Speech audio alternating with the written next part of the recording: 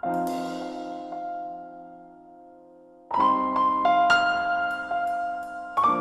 I was 12, my family and I moved to Windsor Park, and my parents decided that I needed to open a bank account to save money that I was earning from timekeeping and refereeing hockey. So my mom and I walked to the closest bank, which happened to be the Caisse Populaire in Windsor Park, and we opened up a Plan 24 account. And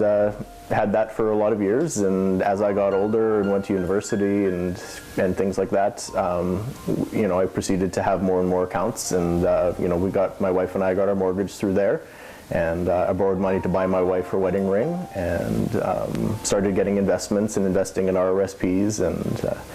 and things like that. And over the years, I've just, even though I don't live in Windsor Park, I've still continued to use the Caisse Populaire, and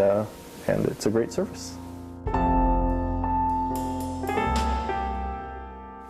When I first started at the job that I'm at right now, I came in on a Friday morning, and our direct deposits that were supposed to have come into our bank accounts hadn't gone through. So a lot of people started calling their banks and asking if their checks had been deposited the previous night,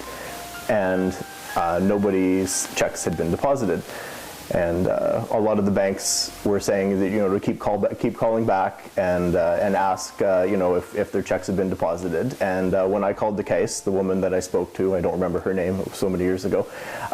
she said that no, my check hadn't been deposited yet, but she would keep checking, and when it did come through, she would call me. So she took my number and took my name, and she ended up calling me back a couple hours later. And I just thought that was really neat, because everybody else's bank just told them to keep calling back, and they're big impersonal banks, whereas my bank took my name and took my phone number and called me back when it was done. And